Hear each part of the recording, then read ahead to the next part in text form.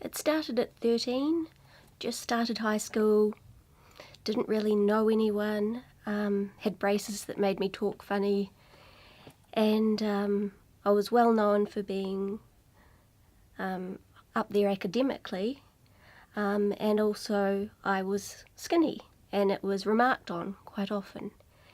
And I felt the pressure of keeping up my grades, and I knew I couldn't control that, but I could control my weight. It wasn't too long before I was no longer in control, and that's when things got scary. The real me was really pretty messed up at that stage. I had a dying grandfather, I had a sick mother, and it all got too much. I also was aware of the power of the body, having had a childhood experience with a paedophile photographer. Looking back, the eating disorder protected me. It was my friend. It was my best friend that protected me from the world, helped me escape from the world. I was pulled out of school. They were afraid to have me there. The doctors decided to try refeeding me at home, and so I was back in a childhood kind of protected state. Mum left work, and she took upon it herself to help with the refeeding, and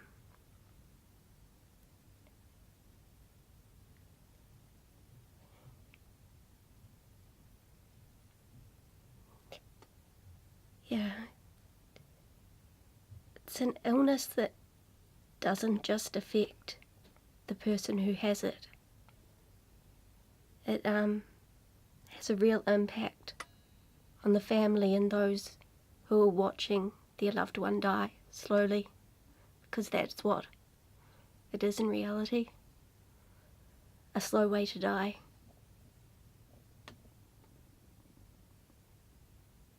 Mum would hug me at night. Body heat was the only way I could stay warm. She'd cry as I slept. She'd walk into the room. There was a smell about me, kind of like I was decaying. Yet I'd look in the mirror, and when I could eventually see the skeleton that looked back, I was too afraid to even add a piece of mandarin to my daily diet. I took up cooking for the family as a way of eating myself, I suppose. And whenever I was having to mix something, I'd turn away, fearing that the calories would go up my nose. It was irrational behaviour, but it made complete sense to me at the time. It was all-consuming. I wasn't eating food, but I was obsessing about it 24/7. It was no way to live. It was no way to live. It got to the point where I was so afraid of increasing my diet just by the tiniest increment, because I felt such a fear of losing control. I thought that once I'd had that extra slice of apple, that extra little piece of carrot, that I wouldn't be able to stop. That was my greatest fear, that I would become an out-of-control monster. I didn't trust myself. I didn't trust myself that I could stop. And the first time I was refed and restored my weight, that was proved true. Because we did it at home, it wasn't controlled, and shortly after I started to regain some weight, my body just wanted anything and everything, and nobody had prepared me for that. Nobody had told me that that was a possibility, and it reconfirmed I was a freak. So I was gaining weight. I doubled my weight. Went from 29 to 60 kilos in 3 months. My heart rate at rest was around 120. And on top of that, 60 kilos isn't huge, but of all the water weight and the edema that came with it, I puffed right up. And that's when the self-harming started. And that's when I started trying to make myself sick, which I wasn't very good at.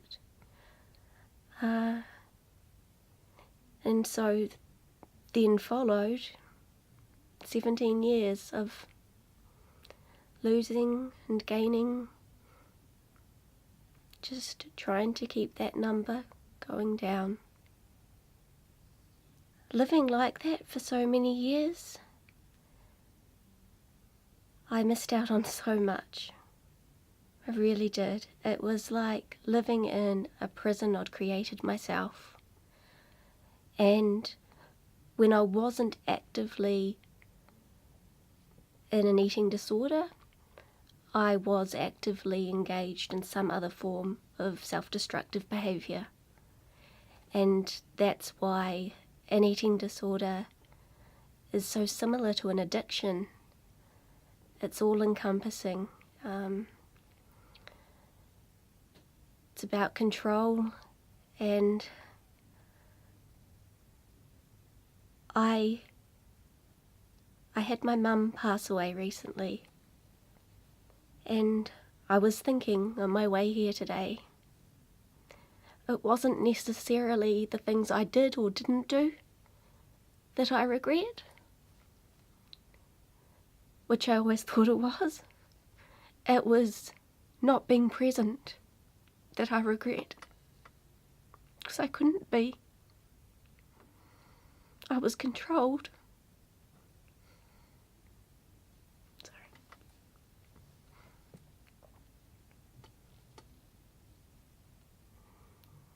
At the start, it was my family and friends who really wanted me to have help. My family and I tried a lot of treatments, starting with a psychiatrist in my teens for many years, a couple of inpatient treatment centres, a very long inpatient treatment centre over in Australia, which took 15 months, various outpatient programs and counsellors.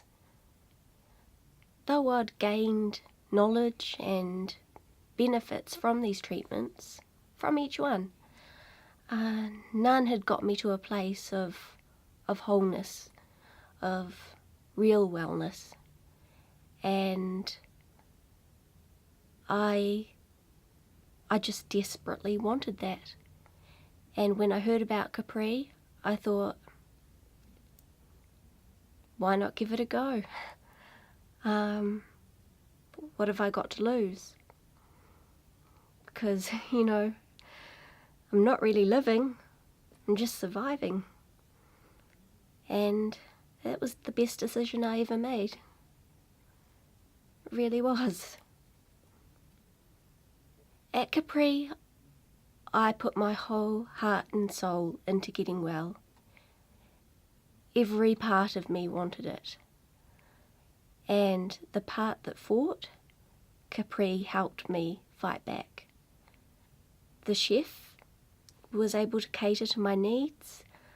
I was with a variety of patients, all suffering various ailments, and I could relate to them all. So every class I found some relevance in, and I soaked it all up. The team and I set realistic goals and achieved them, and those goals continued after I left Capri.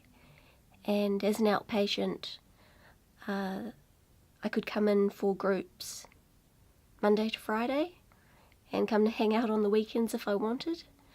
I could have as little or as much to do with Capri as I wanted or needed, and that made a huge difference. For the first few months, I was like a bad smell. They couldn't get rid of me. And as I've gradually, started to stand and walk and run, though I've needed them less, I still like to come back. Capri was like a family and still is. I mean, everything down to the serene location beside the water. It just all spelt health for me. Health and well-being, happiness, freedom. Things I hadn't known for 17 years. Capri Hospital is different in the way that although you've got the clinical team, the psychiatrist, doctor, nurses on 24/7, it doesn't feel like a hospital. It feels like a place of healing. It feels like a home. Yet, you're in safe hands. I wouldn't say that I'm fixed as such. Recovering from an eating disorder is just that, recovery. For instance, I was admitted to hospital recently and lost a couple of kilos, and those old thoughts, they returned. But I had the tools, and I had the trust in myself, and I had the support base that it didn't go any further than a few thoughts. I never would have thought, after 17 years, that I would get this level of freedom. It's just amazing. I honestly didn't believe that I would be able to live the way I am now. I don't live to eat or not eat anymore. I eat to live. I have back my passions. The things I love, they've returned. And it can happen for anyone. If it happened for me, it can happen for you.